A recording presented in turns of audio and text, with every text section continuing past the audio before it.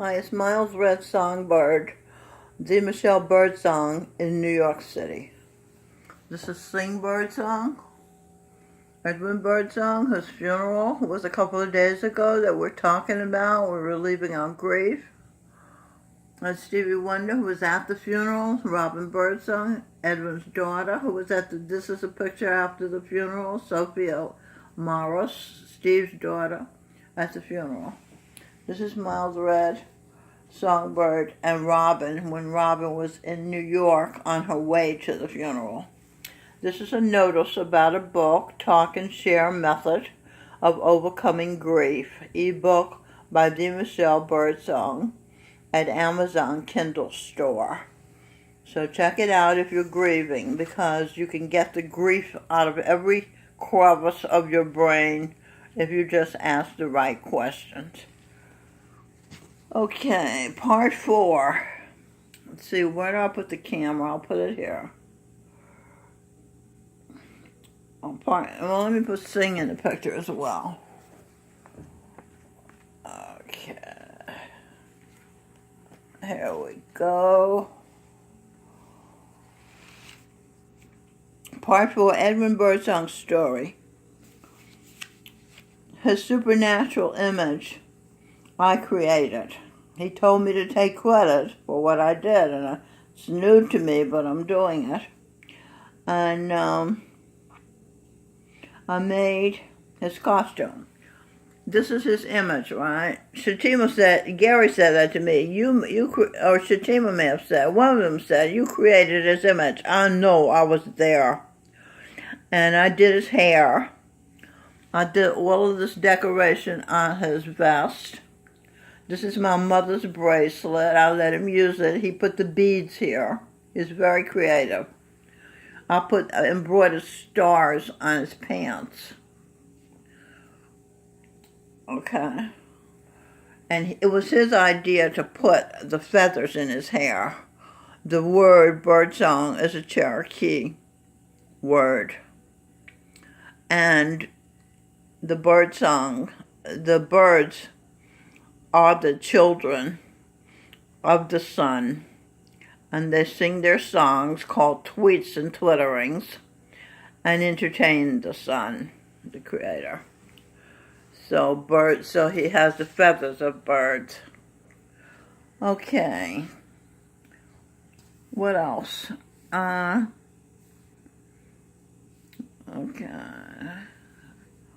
I'm looking at the notes. I don't want to forget anything, so I made notes about what I want to discuss. Although Edwin's sister Lamonia said Edwin's birth certificate and the date of Mrs. Josephine and Reverend Sidney's marriage showed they had had sex before they married, that Edwin had been conceived before they married. Indeed, Edwin may not have been Reverend Sidney's child. He certainly doesn't look like him. And he doesn't look like any of the other children. Edwin's mother may have said Reverend Sidney was the father because, as a preacher, he was high status in the black community, and she wanted her child to have a shot at being upper class in the Negro community. That's what black people were called at that time, Negroes. That's why Edwin let those other girls get away with using him for his DNA and for his genes. That's what his mother had done to her husband. The joke was on them. He didn't have the preacher's DNA and genes. That's why they have average lives and are not stars. But Edwin stuck his foot in the door and pushed his way into the black aristocracy by landing a high yellow, smart brain, Maria Shriver, Arnold Schwarzenegger kind of relationship, while acting like he, Edwin, was a high class one. I told him I came from a good family when we first met. Well, about a week after we'd known each other, and he said, yeah, where's the money? And that shut me up, because I went with his thinking, which is, if you're so good, you would have money. Which now I know after much research and revelations that it is the evil people, for the most part, who have the money. Because they do bad things to get the money. Because bad things are required of by the keepers to let you make money in this world. Edwin told me once, realizing I had had to play down my assets, my beauty and my brains, to avoid being hated by jealous black girls who felt ugly compared to me. My counterpart, Clairol hair commercial, "Don't hate me because I'm beautiful." Edwin said to me, "You can be pretty with me. I like it." He felt pretty and smart when he looked at me as he became me, loved me, and saw no difference. My family had been the upper-class colored Negroes in that community in Clarksville, Tennessee. My mother had been light-skinned with good hair, a 10. She had been valedictorian from school, Burt High School, with a rigorous curriculum and requirements of students and teachers at that time. Although she couldn't go to college because the college in Clarksville, Austin P, was segregated by the Democratic laws, Jim Crow laws they were called. Didn't matter how smart you were, if you were colored, mild red, you couldn't attend Austin P. Okay, let's see. Got my pages mixed up here. Here it is. That you couldn't attend that school, that college. But my mother kept the respect of the townspeople because she did not become a prostitute like Stevie Wonder's mother did, and she did not even become a mistress like Gladale, the light-skinned, good-haired, fat woman colored did, because became the white man Billy Dunlop's mistress. He owned a car dealership, and Gladale drove a new Cadillac every year while Mama walked to and from her grueling job stomping a press from 7 a.m. to 5 p.m. with 2 15-minute breaks at 2.5 cents a shirt in a Clarksville laundry. My mother drank beer, and later, when she let down her values and let Sergeant Sims live out of wedlock with her in our house, started to drink hard liquor because he drank hard liquor. Though my half-sister Helen, spelled Helen, fucked my mother's living lover, the town overlooked the human failing showing up in our family. Mama loved Helen and Sims's baby, Vanita, but Vanita, who'd been shamed at conception, was ashamed of herself, just as my first husband, Michael John Spear, had been shamed at conception, realizing he had to be born a bastard, a child to parents who displayed haste, who weren't mature enough to be patient and wait to be physically intimate till they were married. My mother had felt that way too. I had felt that way too. I was the daughter of the colored god, Reverend Dr. Wilbur Daniel, the preacher who looked white. He was so light, and who had red hair and light eyes. My mother never said the words that Daniel, who had been Daniel in the lion's den, was my father. Years later, when I learned my past lives' ancestors, I learned that the word Singh means lion in the Indian language. My family was composed of Sikh, heritage saints in past lives. Their last names had been Singh, lions. I was in a den of lions. See how that worked? My brother, Govinda Singh, Jesus Christ, now Emperor of the Cosmos, is the Lion King, as he's head of the lions, therefore King of the lions. So, therefore, Lion King. So Mama, through her suffering and sacrifices to give her daughters a mother they could be proud of, a mostly good mother, gave me a standard to live by. I didn't realize how important this is until recently. Her giving me a mother I could look up to. I thought she should go on welfare, or I thought she should have been Dr. Pennell's mistress and get money. When I was a kid, I thought that. Now I respect her very, very much for sacrificing to give me a mother who tried to be moral and decent. I have tried to live as Singh and Robin and Melanie's mother, being an honest, authentic woman with integrity, so they could be proud of me, so they could be proud of their mother. The upper class, then that way, Robin and Melanie will be proud of themselves, and Singh can be proud of his wife, get a wife he's proud of. You see how that works? The upper-class black upbringing I had was due in large part to my babysitters, Andoni and Brother Wright, with whom I lived during the week from 1st grade to 7th grade. Andoni was Robin Birdsong. Brother Wright was Singh Birdsong. Is that something? I'm telling you, we're all together here. It's shadow play. That is a counterpart. That, what's it called?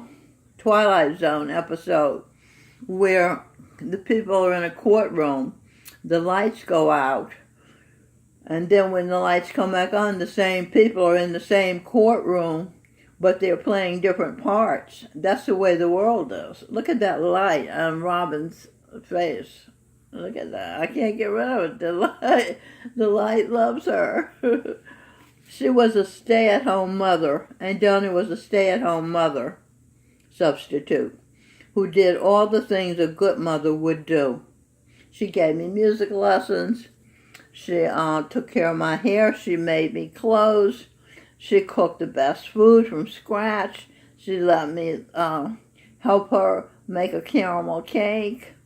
She had dried fruit. She gave me shower baths when it was hot outside. She let me hang out the clothes on the clothesline, freshly washed, and let me smell the great smell when the wind blows through the clothes and dries them naturally. She gave me my own room. They gave me my own room. And he was good to me, too. And Donnie was a missionary who spoke at church, including at my father's church, St. John the Baptist Church. The identity of my first child out of wedlock, born Anthony C. Williams, whom I'm sure is very glad he wasn't aborted, but was unofficially adopted by my married, working, star-for-baby neighbors, Minnie and George Williams. Anthony Tony also had been Elijah. So you get that Tony had been St. John the Baptist, and he had been Elijah. I used to call my cop boyfriend in Chicago, well, let's get these papers straight, Eli. The first 3 letters of the word Elijah, though his name was Elihu. Later in life, he saved my life, having been Marilyn Monroe projection, whom they said had killed herself, but not true. She died from overprescribed drugs by 2 different non-communicating psychiatrists. I took an overdose, and I was on the phone with him, and he called the New York City cops, who broke down the door or pushed in the door and rushed me to Bellevue Emergency, where the doctor there popped the drugs out of my stomach and saved my life. So Elihu Spinks, I owe him a debt of gratitude. Mama said, marry who you want, but watch who you have your babies by. In other words, like Edwin's baby's mamas did. You'd better shop around. My mama told me you'd better shop around, sang Smokey Robinson and the Miracles. I don't know who his father was, but I saw him in the airport, in San Francisco airport, or somewhere in California airport, and he had green eyes and light skin and good hair, so I think his father was white. I think he was a biracial. But he seemed to get on just fine with the group, the Miracles. They were all brown-skinned. They all got on fine and sang good songs, and I loved them. My mother gave me a father with good DNA. It's slim pickings for a good catch in the black community, because so many black men are in jail or drunk or already married or unemployed or drug addicts. It's none. And being light-skinned, I didn't dare have a baby by a white man and have the baby suffer because of its color or lack of it, as I had done. I was so sensitive I couldn't throw off jealousy as Edwin could. So I wanted to have children with color, with melanin pigment, so they could fit in our black community. Somebody said the person you marry represents the best you can do. In the black community, who you have your baby by represents the best you can do. That's their thinking. My mother said, marry who you want, but watch who you have your babies by. I chose good fathers for all my children because I'm able to be proud of all my children. They all have good hearts. Mama used to say, God looks at the heart, man looks at the outside. I would tweak her statement, to say males look at the outside because a God is a man. Jesus said, ye are gods. A man is a human. Only 2% of the population is human. The rest are cockroaches, spiders, pigs, fish, cows, chickens, lambs, rabbits, and whatever else is eaten.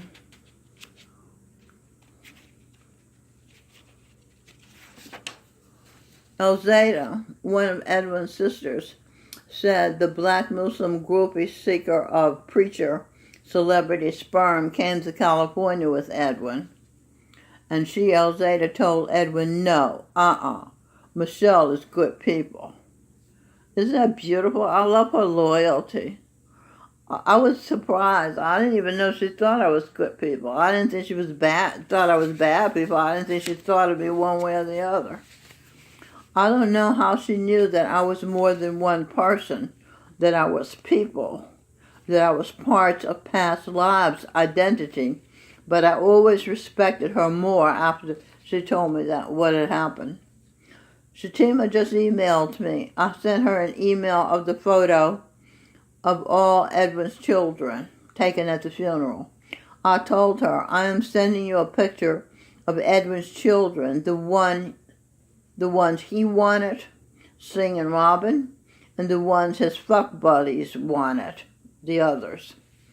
Edwin knows these women were using him for his sperm so they could believe they were at the same level as the woman he loved and married and eagerly procreated with.